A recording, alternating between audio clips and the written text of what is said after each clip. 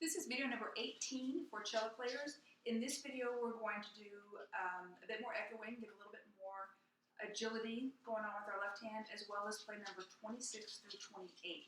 So you need to have your music stand set up, open up to page number 10.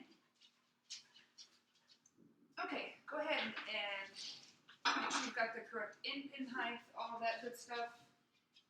And let's do some echoing. We're going to do some of the notes on the D string and some of the notes on the A string as well, okay?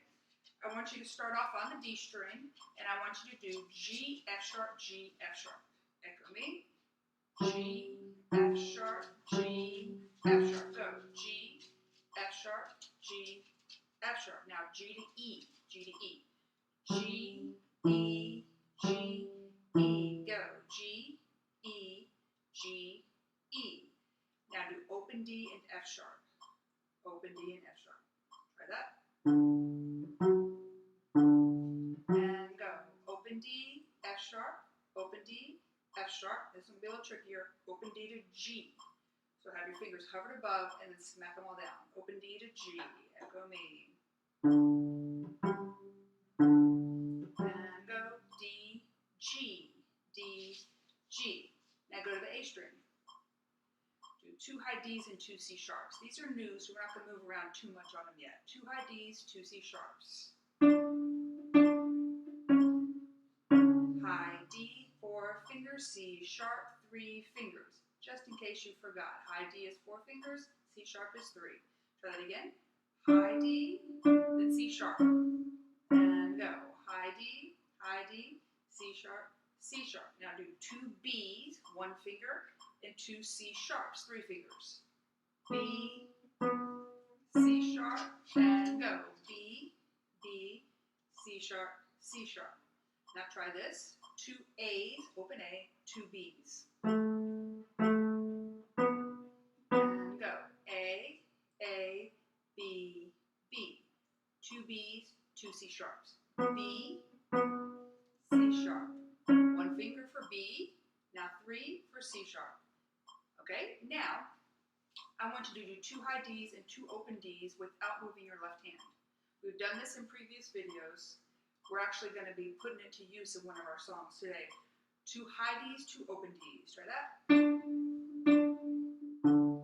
And go. High D, open D, open D. Now go high D, open D, open D. Okay, try that, and don't move your left hand. Okay, I'm going to show you real close up just to make sure you know what's up here. I'm keeping my fingers down on the string, and all I'm doing is switching which string I pluck on. Okay, so I'm plucking the A string, 4 fingers down, plucking the D string.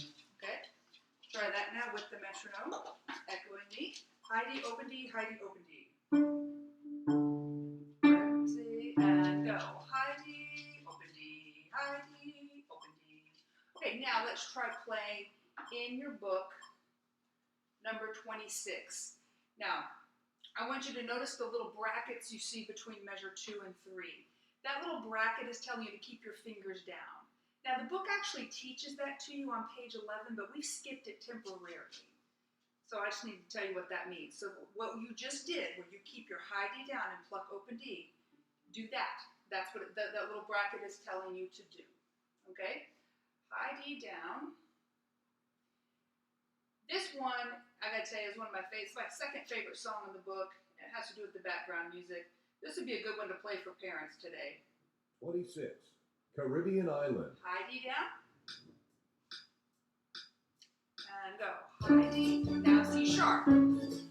High D. Open D. Back to high D. C sharp. High D. Open D. And now we repeat. Beginning. High D. C sharp. Back to high D. Open D. Back to high D. C sharp. High D. Alright. So at this point in the video, I would suggest that you go back and play that one again, especially because some of you very likely forgot to do the repeat.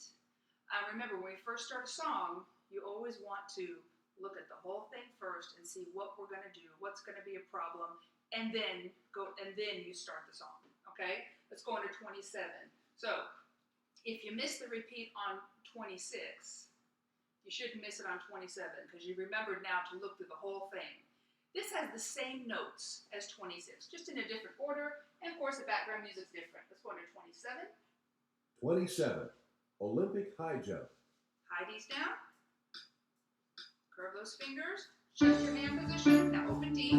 Keep that high D down, pressing in the whole time. Now pick up for C sharp. Back to high D, open D, high D, C sharp, and repeat beginning. Open D. Back to high D. Check out your hand position. Make sure fingers are perpendicular with the string. Okay? Again, that one, if you didn't get that this first time, pause the video at this moment and practice it, and then maybe rewind it. If you're still struggling, remember, use Essential Elements Interactive to slow the tempo, the speed down to a tempo that you can handle. Don't play through it with a whole bunch of mistakes.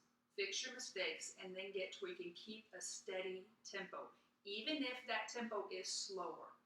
But before going on to the next video, you need to be able to play these without messing up. Okay, let's go on to number 28.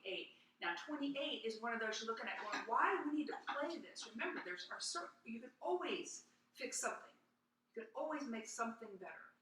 And in this case, in 28, something that I'm doing while I'm playing 28 is I'm following along with the music because I need to be training my brain that when there's a note right on top of the staff, that's a B, and I put one finger down.